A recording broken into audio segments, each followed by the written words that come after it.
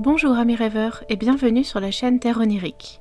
Tout d'abord, je tiens à vous remercier d'être de plus en plus nombreux à me suivre, à m'encourager dans le travail que je fournis pour mes vidéos et à apprécier mon contenu. Si vous avez des idées ou des envies de sujets que vous voudriez me voir traiter, n'hésitez pas à m'en faire part dans les commentaires de cette vidéo ou en message privé sur mes réseaux sociaux. Toutes les infos sont dans la barre de description sous la vidéo. Et sinon, aujourd'hui je vous emmène avec moi en territoire slave pour découvrir ou redécouvrir le mythe de la sorcière Baba Yaga. Bon voyage!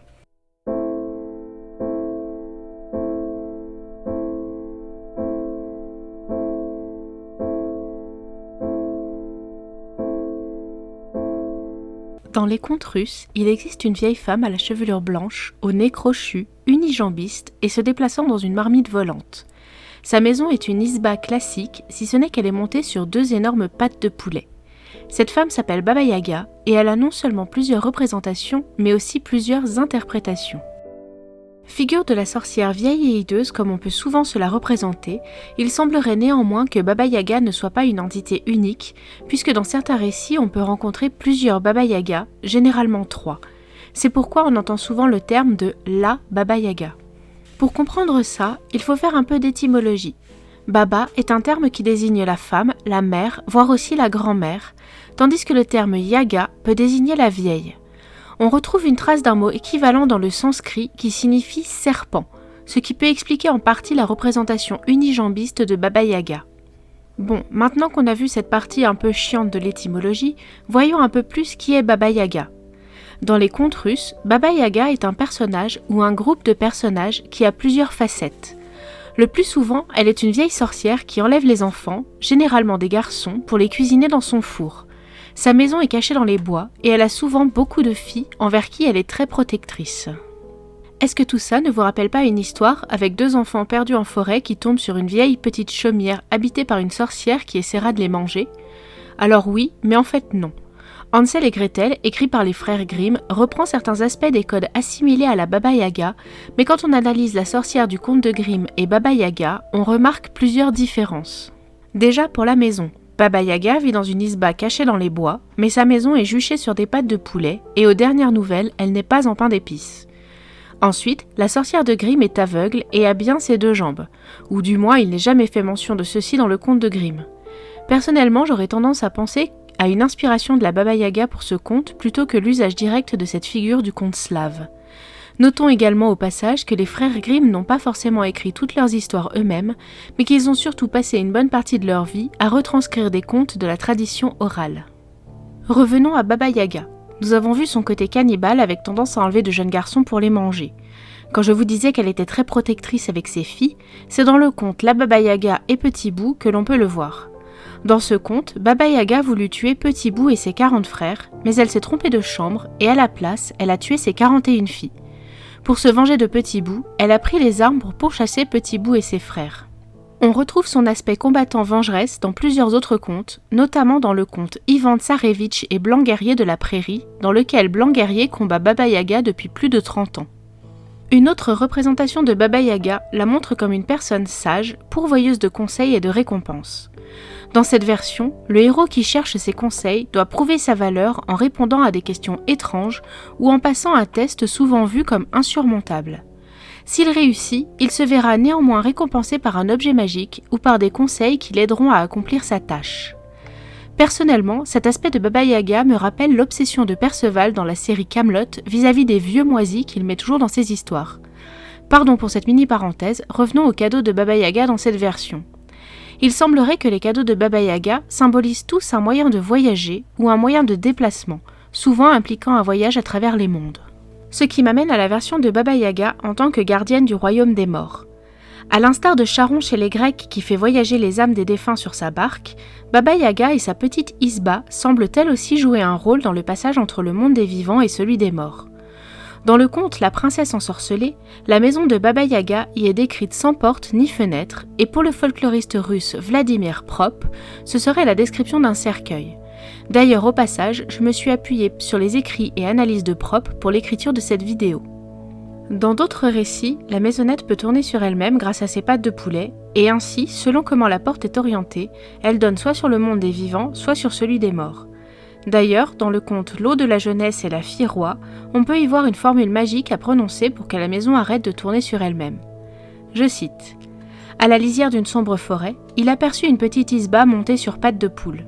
Petite Isba, tourne le dos à la forêt, le devant de mon côté. » Et l'Isba se retourna. Il semblerait aussi que selon les contes, Baba Yaga aurait un pouvoir sur les bêtes sauvages.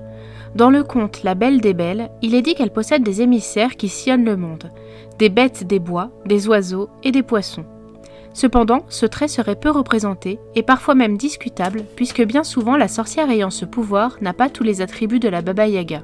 Tout à l'heure, je vous parlais de Perceval et de Camelot. Sachez que ma comparaison n'était pas tout à fait sans fondement, puisque dans l'un des romans des légendes arthuriennes appelé Les Merveilles de Rigomère, écrit au XIIIe siècle, le chevalier Lancelot fera la rencontre d'une sorcière laide et bossue qui effraiera son cheval.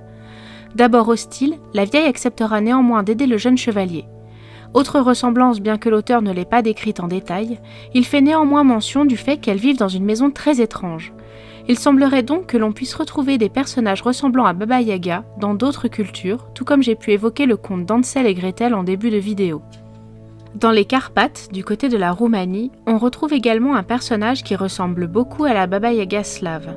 Ici, elle est appelée Baba Cloanța et est représentée comme une vieille sorcière édentée qui est tantôt oracle, tantôt guérisseuse, souvent associée à l'élément aquatique ou comme avatar de la mort.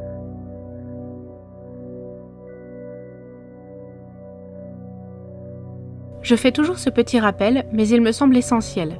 Comme chaque fois, je ne vais pas faire une liste de toutes les représentations de Baba Yaga dans la culture populaire, mais je vais en choisir quelques-uns à vous présenter. Libre à vous d'en proposer d'autres dans les commentaires, comme toujours, je serai ravie d'en discuter avec vous. J'ai déjà cité pas mal de contes dans la première partie de cette vidéo, et pourtant il reste bien d'autres encore. Bien qu'elle soit une figure essentiellement issue du conte, Baba Yaga a néanmoins inspiré plusieurs compositeurs pour leurs ballets, opéras et autres chansons, principalement dans le registre russe, mais aussi en Europe de l'Est. Dans la bande dessinée, on peut retrouver une Baba Yaga dans le comic book Hellboy de 1994, où elle est une antagoniste de Hellboy qui lui arrachera un œil pendant un combat acharné. Dans le manga Soul Eater d'Atsushi Okubo en 2004, il y a une allusion à la Baba Yaga à travers l'organisation Arachnophobia, puisque leur quartier général s'appelle le château de Baba Yaga, et que la doyenne des sorcières s'appelle également Baba Yaga. Dans le cinéma, il y a bien sûr en 2014 le film John Wick de David Leitch, dans lequel le personnage principal, campé par Keanu Reeves, est surnommé Baba Yaga. En 2017, un film d'horreur tout simplement intitulé Baba Yaga sort sur les écrans. Dans ce film, la jeune Chloé de 17 ans est persuadée qu'elle est tentée par un démon qui annonce sa présence en frappant 2 fois aux portes. Une première fois pour vous tourmenter, une seconde fois pour vous emporter avec elle en enfer. En 2018, dans le film Ant-Man et la guêpe, le personnage Kurt fait plusieurs fois mention de Baba Yaga, sans plus de détails néanmoins. Dans le remake du film Hellboy en 2019, on peut y voir à nouveau Baba Yaga comme antagoniste du héros Hellboy, et une scène du film qui se passe entièrement dans la maison de la sorcière. En 2001, Hayao Miyazaki s'est librement inspiré du mythe de la Baba Yaga pour un personnage de son film Le Voyage de Chihiro. La sorcière Yubaba et sa sœur Zeniba ont toutes deux des similitudes avec la Baba Yaga russe, mais aussi avec une autre représentation de la sorcière au Japon, les Yama-Uba, qui étaient des sorcières vivant dans les montagnes, dotées de grands pouvoirs magiques, dévorant les humains égarés, mais aussi mères protectrices avec leurs bébés. Dans la série Lost Girl, et plus précisément dans l'épisode 4 de la saison 2, l'héroïne Bo entendra parler d'une puissante sorcière qui habite dans une maison constituée d'ossements humains et qui possède son propre monde. Sa maison étant un passage entre les deux mondes, un peu comme dans la Baba Yaga qui est gardienne du passage entre le monde des vivants et celui des morts. Dans le monde du jeu de rôle, et principalement dans Vampire la Mascarade, selon l'époque à laquelle on joue, on peut y trouver un PNJ qui s'appelle Baba Yaga. Elle est une très ancienne et très puissante vampire du clan Nosferatu qui règne d'une main de fer sur l'URSS jusqu'à ce qu'elle soit tuée. Pour les jeux vidéo, on peut vite fait citer The Legend of Zelda Twilight Princess, où on peut croiser dans les donjons un personnage s'appelant Baba, référence à Baba Yaga. Rise of the Tomb Raider se passant en Sibérie, un DLC s'intitulant Baba Yaga, le temple de la sorcière, y avait été ajouté. Dans The Witcher 3, les dames de la forêt appelées aussi moires, qui sont 3 sorcières maléfiques, ne sont pas assimilées aux moires de la mythologie grecque comme on peut le penser de prime abord, mais elles sont bel et bien inspirées du mythe de Baba Yaga. Dans le jeu Harry Potter et le prisonnier d'Azkaban, on peut collectionner des cartes de choco-grenouilles. L'une d'entre elles nous présente une célèbre harpie russe du nom de Baba Yaga, qui vivait dans une hutte posée sur des pattes de poulet géantes et qui mangeait des enfants. Dans le MOBA Smite, Baba Yaga est un des nombreux personnages jouables. Disponible depuis le 21 avril 2020, elle est ici présentée comme une divinité du monde slave. Et enfin, pour terminer avec les références dans la culture pop, annoncé pour Halloween 2020, un skin rare de Baba Yaga était disponible occasionnellement sur l'item shop de Fortnite du 25 au 27 octobre 2020. Voilà, nous en avons terminé pour aujourd'hui avec le mythe de Baba Yaga. J'espère que ça vous aura plu, et si c'est le cas, un petit pouce bleu et un petit commentaire sont toujours extrêmement appréciés. N'oubliez pas également de vous abonner à la chaîne pour ne pas louper mes futures publications.